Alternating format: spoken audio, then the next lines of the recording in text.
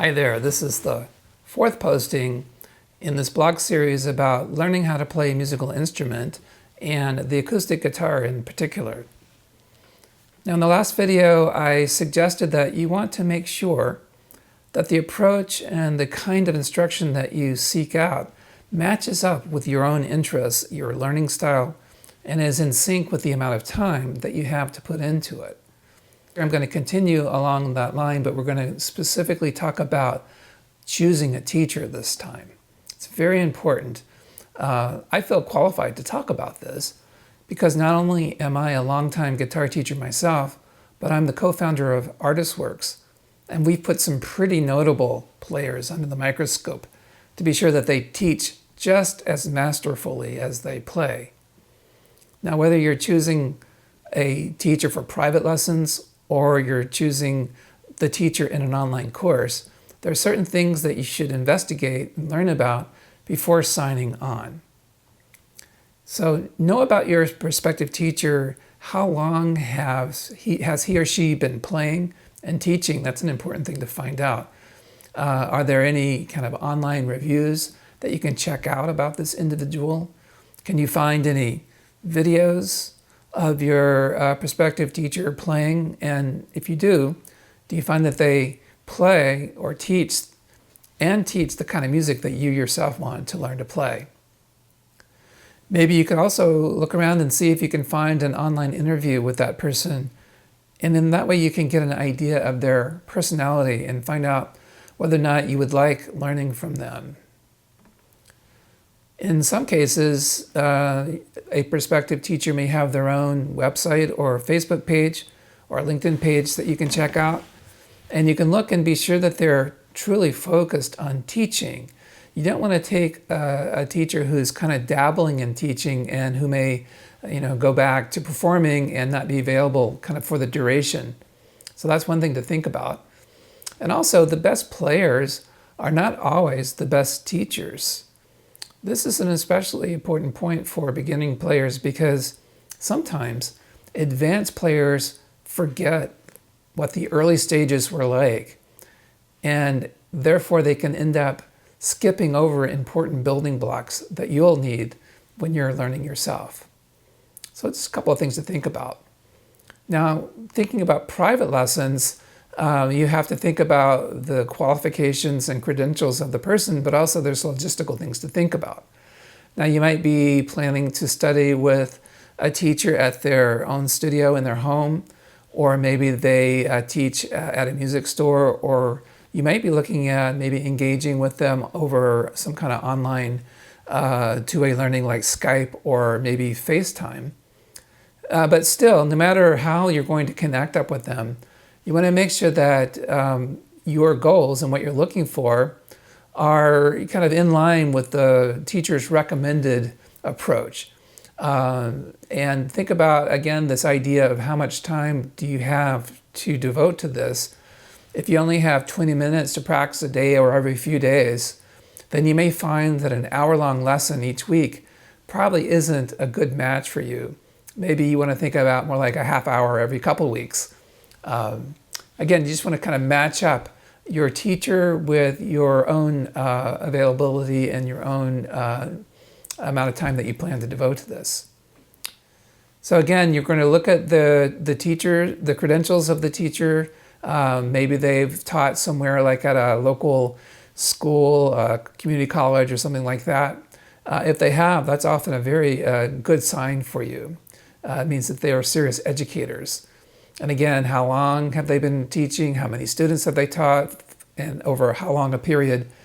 If they've been at it for a while, you can always ask for some student references, people that you can talk to find out what it's like to study with them. If you're able to do that, good thing to ask them is whether or not this person is helpful and patient and inspirational.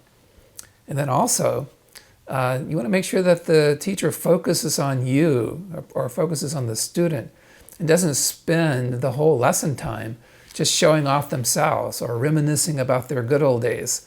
I mean, that might be entertaining, but it won't help you to progress. And also you want to think about who does the prospective teacher typically teach? Like, do they mainly teach kids? Do they teach mainly teenagers? If you're an adult, you might want to find a teacher that focuses mainly on adults yourself. You want to find out if your teacher is happy to teach at whatever your skill level is. For example, some teachers prefer to teach more advanced students or intermediate students and don't like to teach absolute beginners. So you just want to check that out and make sure that you've got a good match with what the teacher wants to do. And since you're going to be taking one-on-one lessons, how does this teacher decide exactly what to teach you as an individual? How will they tailor it to your particular needs? So these are good things to ask a potential teacher. Then there's the kind of just logistical details. Since you're going to be meeting in person or over Skype, you have to determine a schedule and you have to find out, like, what is the teacher's availability and what is their flexibility? Are you going to have to lock into a time and stick to that time every week in a kind of a rigid way, or is there some flexibility? And can you find a good time of the week and time of the day to meet up with them? So you got to work out all those details when you're looking at a private lesson. Now, online courses can be a great alternative to private lessons. But there are lots of online courses out there, and so what you want to look for there is find a course that's backed by some kind of credible institution or company. Somebody that's been around for a while, that just hasn't just appeared, like in the last 2 weeks. If you do that, that'll remove quite a bit of the risk. For example, ArtistWorks vets its teachers very carefully and co-develops the online courses with the teacher, as do other online institutions like Berkeley Online. And usually such courses are professionally filmed with multiple camera angles. It's really great to be able to watch a lesson over and over again. In fact, when you take an online course, the fact that you can watch the lessons many times is actually a strength against private lessons. I know that back when I was studying and taking a few private lessons here and there, I would always feel a little bit embarrassed to ask the teacher to play something or show me something that fourth or fifth or sixth time. I was afraid that they would get impatient with me. So the nice thing about when you study online, you can typically watch a video as many times as you need to until you feel like you've really got it. So you've got to think about all of these things when you're picking an online course, such as, is the teacher good? What are the teachers? Make sure that the teacher themselves has some excellent credentials. Again, just like before with private teacher, you want to make sure that the online teacher plays and teaches the style of guitar that you want to learn. And with an online course, often there are some sample lessons that you can take from the actual course. And if you take them, this will help you know if you like the personality of the teacher and you like their approach. And you might be able to find some testimonials and reviews of the course that might help you make your decision. You want to make sure that the course itself is complete. If you review, usually you can review the lesson list. And what you're looking for is a lesson list or a group of lessons that are consistent and systematic and progressive. Also, you want to look and find out if along the way that where you need them, study aids are provided, such as play-along tracks at various points in the lessons that might be helpful. You might look for some chord charts or notation, things like that. Maybe some listening lists so that you can dive deeper into the genre of music that you're studying.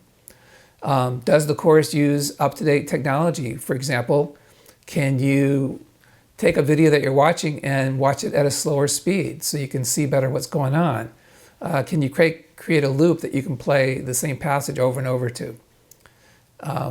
When you're just starting the course, can you jump in at any level? Can a course accommodate you at your skill level that you are now? And can you start and stop the course without any kind of financial penalty? So you want to make sure that all those things are understood, that the course is within your budget, Another thing to think about is, can you go at your own pace with this course? Some online courses, especially those that are associated with credit-bearing institutions, those courses are typically semester-based, not self-paced. And even if you take them on a not-for-credit basis, you may find that there's the pressure of deadlines that you'll have to deal with and time pressure. So you might want to think about whether you want to go that route or if you'd rather go with a more of a self-paced approach. And when you're studying online, you're typically studying from a lesson library, but is there any way to get feedback from your teacher? For example, it would be useful if you can upload a video and get an assessment by your teacher, get some feedback from that teacher. So it's good to find out if your course, that the teacher of the course has some kind of ongoing involvement with the course. Are there ever new lessons popping up and so forth? And finally, in many cases, there is an online community built up around the course, and that can be a lot of fun to be able to interact with your fellow students. So whether you're studying with a private teacher or whether you're going to be taking an online course, choosing the right teacher or the right online course can really speed things along in your guitar playing dramatically. But choosing the wrong teacher or the wrong online course can actually dampen your enthusiasm for learning. So think about these things, and best of luck to you. In the next posting, I'll talk about how to make your practice time more productive.